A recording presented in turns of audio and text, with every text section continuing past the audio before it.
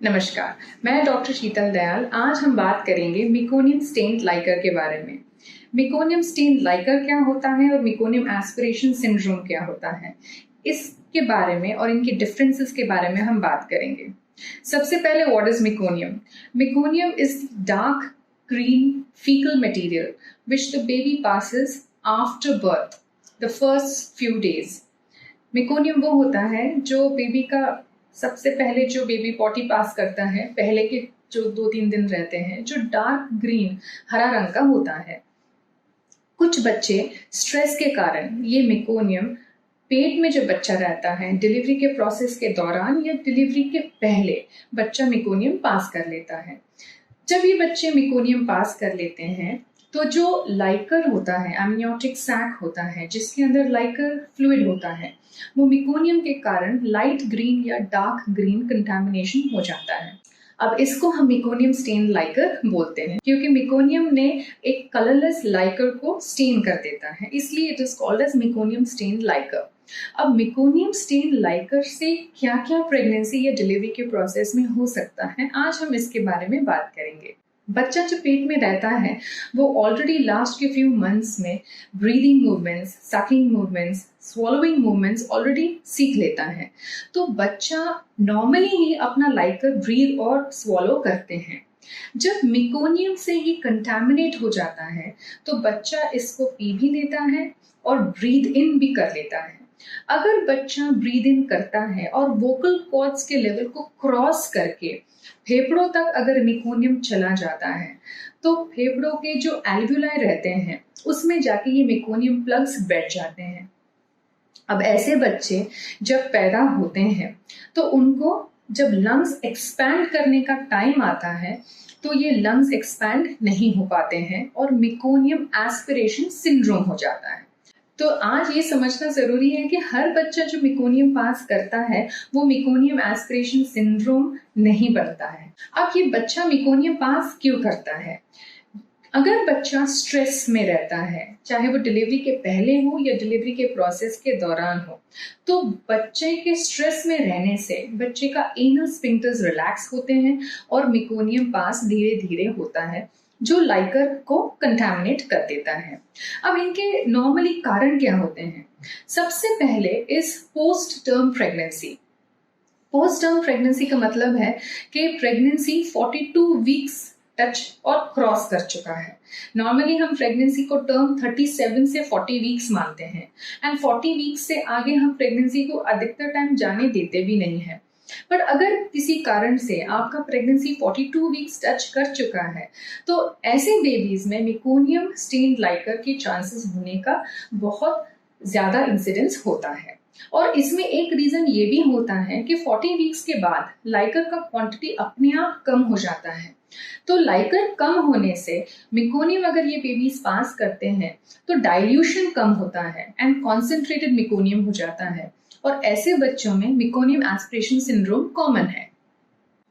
Second, अगर आपको pregnancy में कोई प्री एग्जिस्टिंग डिजीज है जैसे डायबिटीज है, प्री एक्लैम्सिया है, मतलब हाई बीपी है, तो ये बच्चे ऑलरेडी स्ट्रेस में रहते हैं और लेबर के प्रोसेस के दौरान बच्चा और स्ट्रेस में चला जाता है। तो ऐसे बच्चों में मेकोनियम हम बहुत कॉमनली एक्सपेक्ट करते हैं।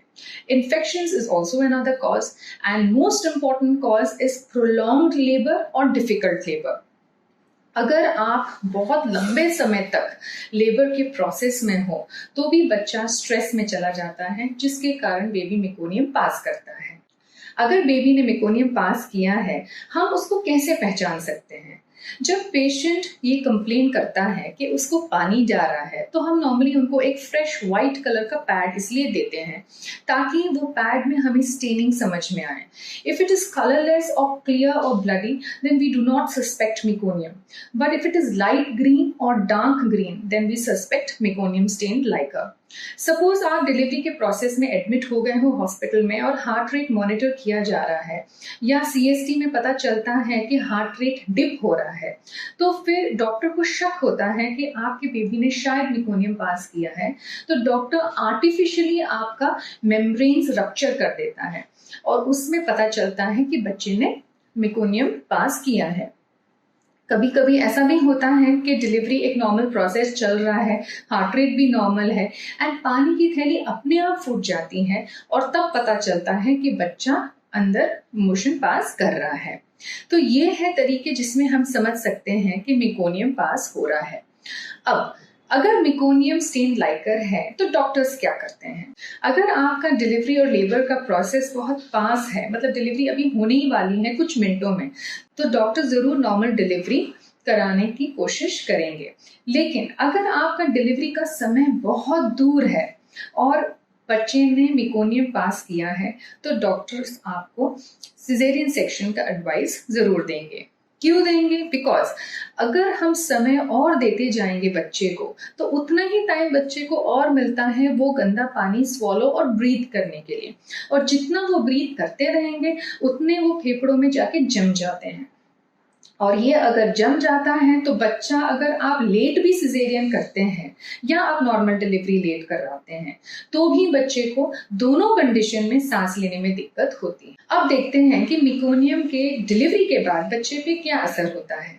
अगर आपके बेबी डिलीवरी के बाद तुरंत रोता है, पिंक कलर का रहता है और एक्टिव है, तो फिर ज्यादा कोई इंटरवेंशन की जरूरत नहीं पड़ती है। पीडियाट्रिशियंस बच्चे का नोज और ओरोफैरिंग्स को अच्छे से क्लीन कर देते हैं और ये बेबीज मम्मी को तुरंत दिया जाता है और हम फीडिंग इनिशिएट करते हैं। अगर बेबी तुरंत नहीं रोता है, बच्चा लिम्प है, लेथार्जिक है एंड बेबी में रेस्पिरेटरी एफर्ट्स नहीं है, मतलब बच्चा सांस नहीं ले पा रहा है, तो ऐसे बेबीज को तुरंत रिससिटेशन की जरूरत पड़ती है। ये रिससिटेशन के दौरान पीडियाट्रिशियन बेबी के सांस के नली में एक ट्यूब डाल के सब मेकोनियम को जितना हो सके सक्शन आउट करने की कोशिश करते हैं, इंट्यूबेट करते हैं, कभी कभी वेंटिलेटर की जरूरत भी पड़ सकती है और ऐसे बेबीज को एनआईसीयू में लंबे समय तक रखने की जरूरत भी पड़ सकती है। So this is meconium aspiration syndrome. तो इसीलिए अगर आपके लेबर के प्रोसेस में बेबी ने मेकोनियम पास किया है बट आपका टाइम बहुत दूर है डिलीवरी के लिए, तो caesarean is a better option.